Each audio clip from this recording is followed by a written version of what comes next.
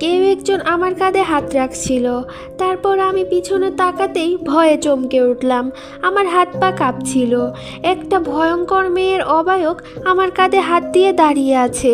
সবচেয়ে ভয়ঙ্কর বিষয় হচ্ছে সেই মেয়েটি 10 থেকে 15 হাত লম্বা করে আমার কাঁধে হাত রেখেছে। আমি চিৎকার করে দৌড়াতে যাব, ঠিক তখনই সেই অবায়কটি আমার পা ধরে মাটিতে ফেলে দিল। আমি তখন চিৎকার করতে লাগলাম। সেই মেয়েটি আমাকে দেখে ভয়ঙ্করভাবে হাসতে লাগলো। তখন আমি কিছু বুঝতে না পেরে আয়তাল কুরসি পড়া শুরু করে দেই। তখন অবায়কটি আমাকে ছেড়ে দেয়। আমি দৌড়ে বাড়িতে চলে আসি।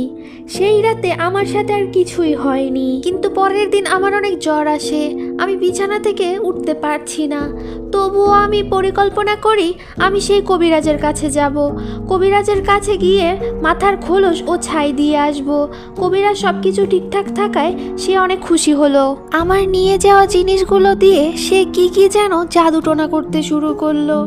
তার কিছুক্ষণ পর আমাকে একটা ছোট্ট হাড়ি হাতে দিয়ে বলল, তুমি যেই মেয়েকে ভালোবাসো তার বাড়ির পিছনে এটা পুঁতে দিয়ে আসবে।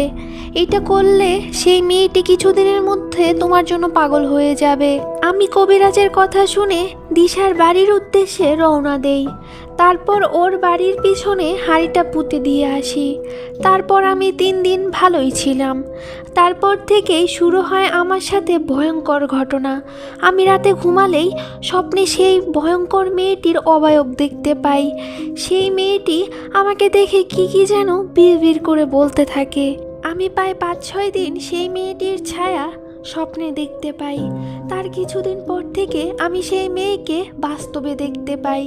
সেই মেয়েটি ভয়ঙ্করভাবে আমার দিকে তাকিয়ে থাকতো, আর সে ফিস করে কি জানি একটা বলতো।